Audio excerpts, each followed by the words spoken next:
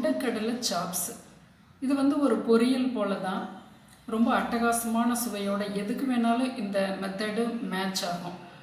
சப்பாத்திக்கு தொட்டு சாப்பிட்லாம், அதாவது அள்ளி அப்படியே சாப்பிட்லாம். வெரைட்டி சாதத்துக்கு சும்மா வெறுமனே சாயந்தரம் குழந்தைகளுக்கு ஸ்நாக்காக கொடுக்கலாம். வாங்க, இதை கண்டிப்பாக ஒரு முறையாவது செய்து பாருங்கள், தவற விடாதீங்க. என்னோட அருணா சமையலறை சேனலை சப்ஸ்கிரைப் பண்ணுங்கள், ஷேர் பண்ணுங்கள். 100 கிராம் கொண்டக்கடலையை 8 மணி நேரம் ஊற வச்சுக்கிறோம். அதை 4 விசில் உப்பு மஞ்சப்பொடி போட்டு எடுத்துட்டோம்.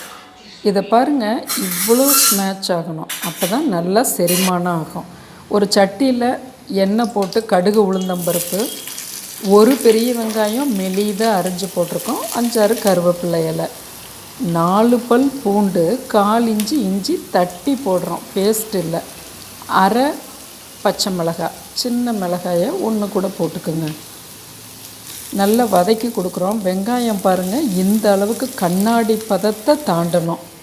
இப்போ ஒரு தக்காளி, நம்ம சொல்கிறது எல்லாமே 100 கொண்டக்கடலைக்கு நார்மல் தக்காளி, அதில் கொஞ்சம் உப்பு போடுவோம்.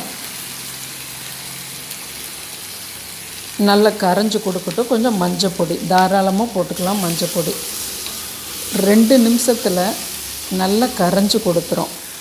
இப்போ சாம்பார் பொடி, பெருங்காய பொடி நல்லா கதன்னு நல்லா ஸ்மேட்ச் ஆகணும். லைட்டாக தண்ணியை தெளித்து இந்த கொண்டக்கடலைகளை போட்டு 2 நிமிஷம் மூடி வச்சு எடுத்து பார்ப்போம். நல்லா தண்ணி, அந்த ஒரு கை தண்ணி ட்ரை ஆகிருக்கும். சும்மா கொண்டக்கடலை போட்டு வரன்னு பண்ணோம்னா ஹார்டாயிரும். தண்ணியில் தான் வேகணும் கொண்டக்கடலை.